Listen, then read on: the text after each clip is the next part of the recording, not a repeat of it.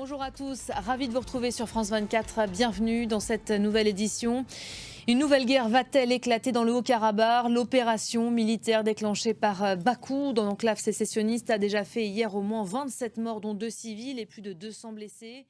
Voilà, de nombreuses réactions depuis hier, évidemment. Le dernier, c'est le pape François qui appelle ce matin à faire taire les armes. Armel Charrier, bonjour. On décrypte ensemble ce qui est en train de se jouer dans cette région. La grande question qui se pose ce matin, est-ce qu'on se dirige ou non vers une nouvelle guerre? Oui, ça fait partie des points chauds européens.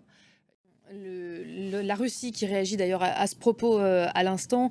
Le contingent de la paix russe a évacué plus de 2000 civils des zones les plus dangereuses. C'est ce qu'on indique actuellement à Moscou. Alors face à l'histoire qui se répète à Yerevan, de nombreux manifestants appellent désormais à la démission du Premier ministre. Des affrontements ont éclaté hier soir entre les forces de l'ordre et des manifestants qui étaient regroupés devant le siège du gouvernement.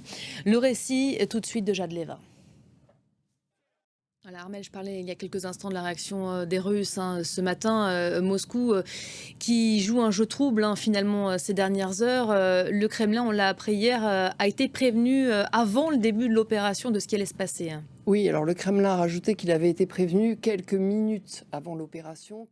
Merci beaucoup Armel pour le décryptage. Évidemment, on va continuer à suivre attentivement l'évolution de la situation tout au long de la journée. La Russie qui appelle donc à la fin des hostilités, alors que ce matin, Bakou se félicitait de la poursuite de l'opération avec succès.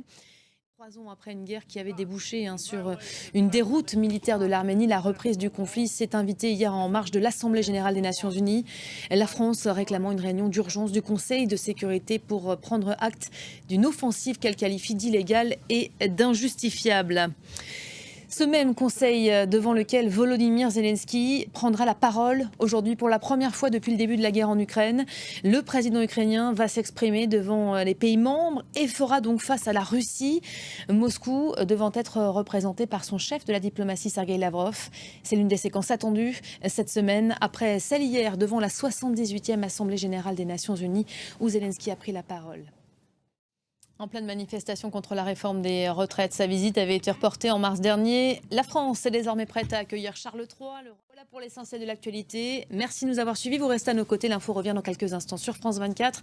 L'information qui se poursuit évidemment sur notre site internet www.france24.com. À tout à l'heure.